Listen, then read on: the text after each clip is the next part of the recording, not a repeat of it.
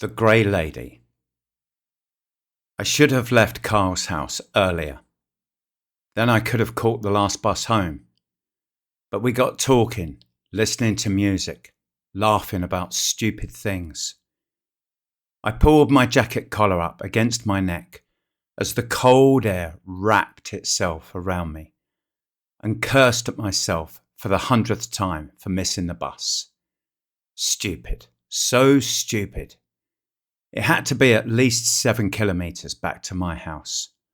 The walk didn't bother me. It was the hollow that unnerved me. Everyone at school had stories to tell about it. The hollow. That's where she died. The Grey Lady. You can see her there at night. She's waiting for someone. Waiting for revenge. And we all rolled our eyes and laughed at those that told the tales. There's no such thing as ghosts, I heard myself say. But now I was just 2 minutes away from the hollow, and things didn't look the same here when I was on the bus. Things seemed too quiet, too still. On either side of me, trees whispered in the shifting breeze that slid between them. Their voices called out to me in hushed tones. Not too late to go back. Not too late to go back. The road rose up ahead. I never noticed it on the bus. It always seemed flat.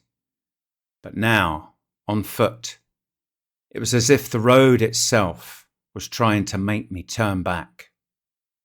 After the crest in the road, just blackness. No light, no sound, nothing but all-encompassing dark. I took a breath and increased the pace of my walking. On the bus, the hollow seemed less than a minute. But how could I be sure? I never timed it. I didn't pay much attention to what was outside, either staring in a daze at the road in front and the back of the driver's head, or lost in a series of dumb messages from Carl and our friends. I increased the speed of my walking as I got to the top of the small rise in the road. When I got to the top of it, I gazed down into the hollow. Nothing but total darkness. I looked back over my shoulder and saw the dim cone of light that shed out from a street lamp way back in the distance. I turned to the front and squinted my eyes to try to make out the next street light. Nothing. Only sheer blackness. Another breath, and I took the first step down into the hollow. The memory of another Grey Lady tale slithered into my mind. The voice of the kid at school as he told the story. My aunt said that she killed all her children. She killed them all, one by one, then took her own life. People said she had lost her mind. I saw the face of the boy who spoke these words.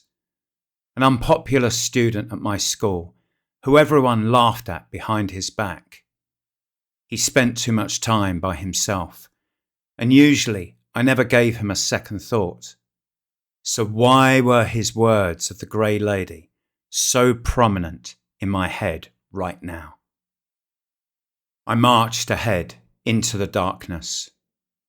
The outline of the trees disappeared from view on either side of me, like they no longer existed, like they were no longer part of this world. Once again, the breeze danced through the branches, and their voices called to me. You can't go back. You can't go back. I shook my head, pulled the collar tighter around my neck, and quickened the pace. My breath came in sharp puffs now. I told myself because I was walking so fast, but that little gremlin of doubt whispered in my ear, "Because you're afraid."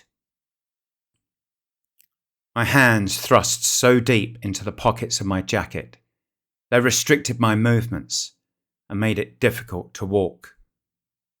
I pulled my hands free and found that I could walk even faster. I broke into a half trot, stopped, walked again, and walked faster and faster still. That boy's voice in my head again. She cut their throats. His face clear in my mind.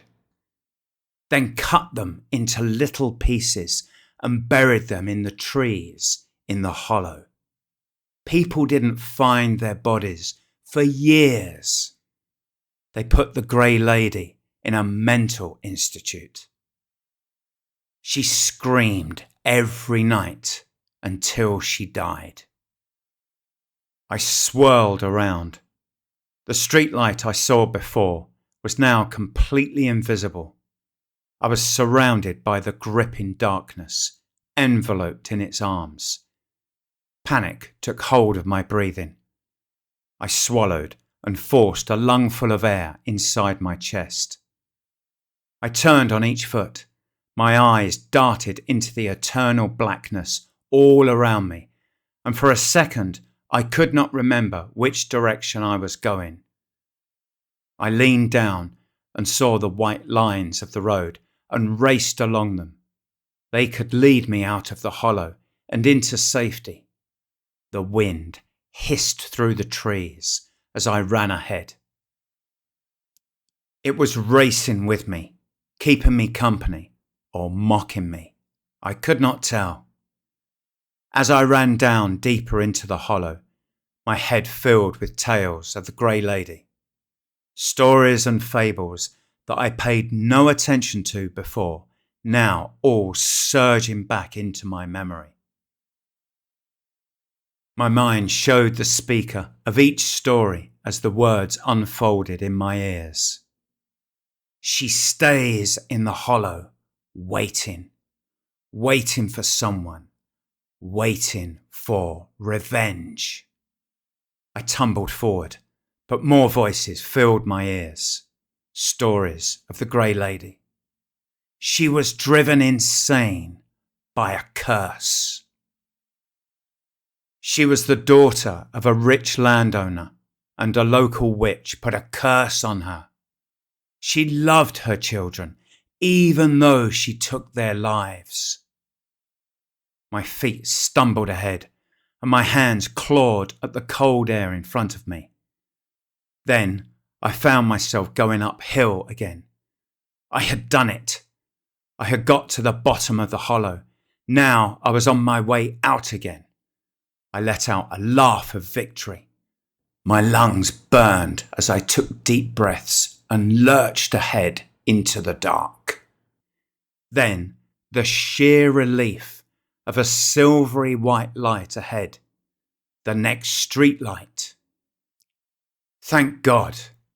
I slowed and gave myself permission to walk. My heart pounded in my chest and my breathing slowed. The light grew brighter, and I could make out the trees on either side of the road again. How stupid of me, I said out loud. I'll laugh about this tomorrow with Carl. The light ahead grew brighter and brighter.